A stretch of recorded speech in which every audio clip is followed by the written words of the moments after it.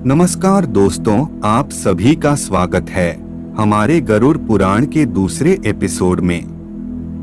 भगवान विष्णु कहते हैं, हे गरुड़, जिस समय पापी मनुष्य के प्राण नीचे के द्वार से निकलते हैं, उस समय दो यमदूत आते हैं। वे बड़े भयानक व क्रोधयुक्त नेत्र वाले तथा पाशदंड को धारण करने वाले नग्न अवस्था में ही रहते हैं। दांत से कटकट शब्द करते हैं। कौवे जैसे काले ऊंचे केश हैं। वक्रमुख है, नख ही जिनके आयुध हैं। ऐसे यमराज के दूत को देख पापी प्राणी भयभीत होकर मलमूत्र त्याग करने लग जाता है। उस समय शरीर से अंगुष्ठ मात्र जीव हाँ हाँ शब्द करता हुआ निकलता है, जिसको यमराज के दूत पकड़ लेते हैं। यमराज के दूत उस भोगने वाले शरीर को पकड़कर पाश गले में बांधकर उसी क्षण यमलोक को ले जाते हैं, जैसे राजा के पुरुष दंडनीय प्राणी को पकड़कर ले जाते हैं। इस तरह उस पापी को रास्ते में थकने पर भी यमराज के दूत भयभीत करते हैं और उसको नरक के दुख को बारंबार सुनाते हैं। जल्दी चलो, तुमको यमलोक में ले जाकर पीछे कुंभीपाक आदि नरक में ले जाएंगे, इसलिए आज देर मत करो। ऐसे यमदूतों का वचन सुन और बंधुजन का प्रलाप सुन पापी उच्च स्वर से विलाप करते हैं, किंतु उसको यमदूत ताड़ना ही देते हैं। यमदूत की गर्जना से उसका हृदय विदीर्ण हो जाता है और कांपता हुआ वह मार्ग में चलते कुत्तों के काटने से दुखी हो अपने किए हुए पापों को याद करते हुए चलता है। वह भूख प्यास से व्याकुल रहता है। मार्ग में दावानल पवन भी तपायमान रहता है और भड़भूजे जैसी गरम बालू वहाँ बिछी रहती है। इस कारण से वे चल भी नहीं पाते हैं। उस पर भी पीठ पर चाबुक की मार पड़ती है। उस समय जीव को तपती हुई बालुका से पूर्ण एवं विश्राम रहित और जल रहित मार्ग पर असमर्थ होते हुए भी अत्यधिक कठिनाई से चलना पड़ता है। जगह जगह श्रांत होकर वह गिर जाता है और मूर्छा आ जाती है, फिर उठ खड़ा होता है। इस प्रकार यमदूत उस पापी को अंधकार रूप मार्ग से यमलोक ले जाते हैं।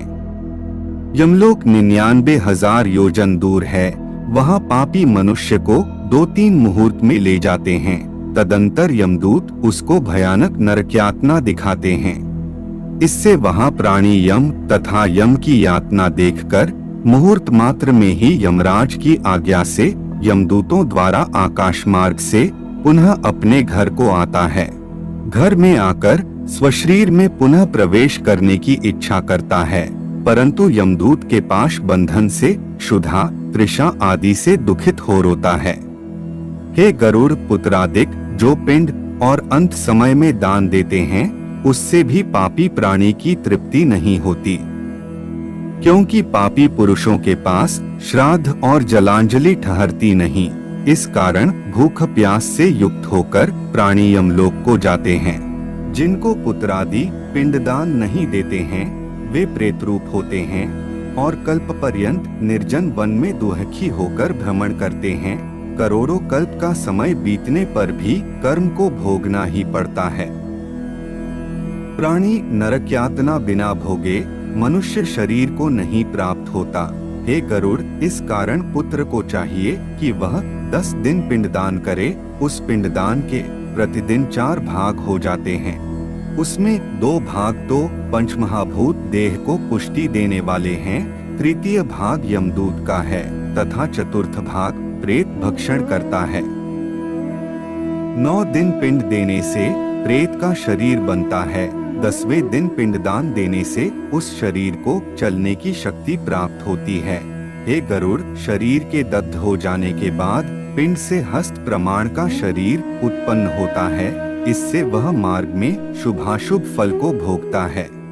प्रथम दिन के पिंड से मूर्धा, द्वितीय दिन के पिंड से ग्रीवा और स्कंध, तृतीय दिन के पिंड से हृदय, चतुर्थ दिन के पिंड से पृष्ठ भाग, पंचम दिन के पिंड से नाभि, षष्ठ और सप्तम दिन के पिंड से क्रमशः कटी और गुह्य, 8वें दिन के पिंड से उरु, 9वें और 10वें दिन के पिंड से क्षुधा, तृषा आदि उत्पन्न होती है।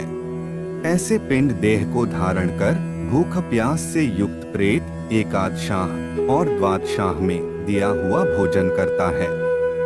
यमदूतों द्वारा 13वें दिन प्रेत जैसे पकड़ा हुआ बंदर अकेला जाता है, उसी प्रकार से वह भूख प्यास से यमलोक को अकेला ही जाता है।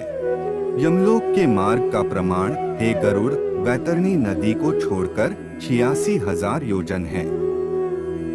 उस मार्ग में प्रतिदिन प्रेत 200 योजन चलता है। इस प्रकार से 47 दिन में दिन रात चलकर वह यमलोक पहुंचता है। इस प्रकार मार्ग में 16 पुरियों को पार कर पापी जीव यमराज के घर जाता है। इन पुरियों के उल्लंघन करने के बाद आगे यमराजपुरी पड़ती है। पापी प्राणी यमपाश में बंधे हुए मार्ग में हाहाकार से रोते हुए अपने घर को छोड़कर यमराजपुरी को जाते हैं।